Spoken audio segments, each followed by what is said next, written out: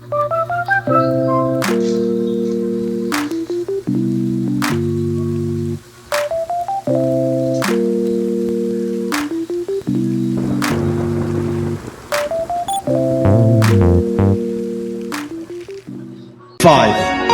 4, 3, 2, 1, go!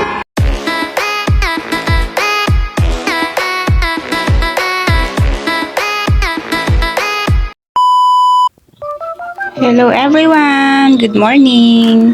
Weng BTE here and welcome back sa ating channel.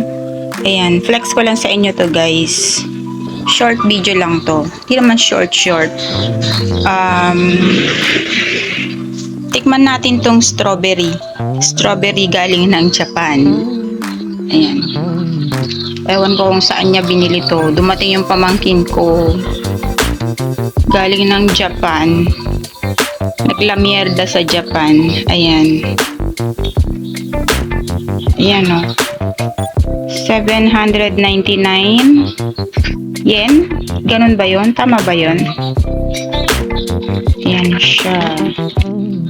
Strawberry ng Japan. Imported na strawberry. Ano kayang lasa nito?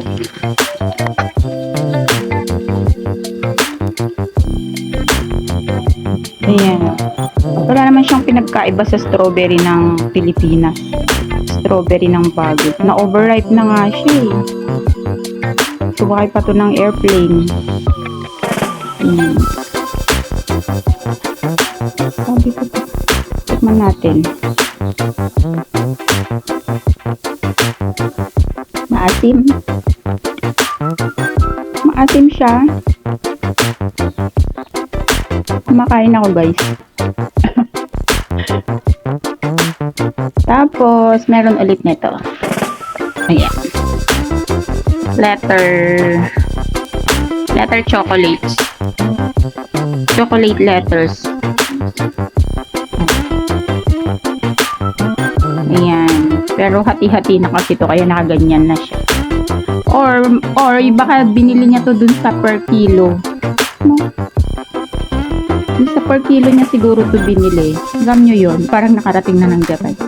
Meron kasing binibenta doon na ikikilo mo lang yung bibili mo. So, doon niya siguro to nabili. Kasi alam niya kasi gusto ko to, gantong chocolate. Ayan siya guys. So, pure kasi to.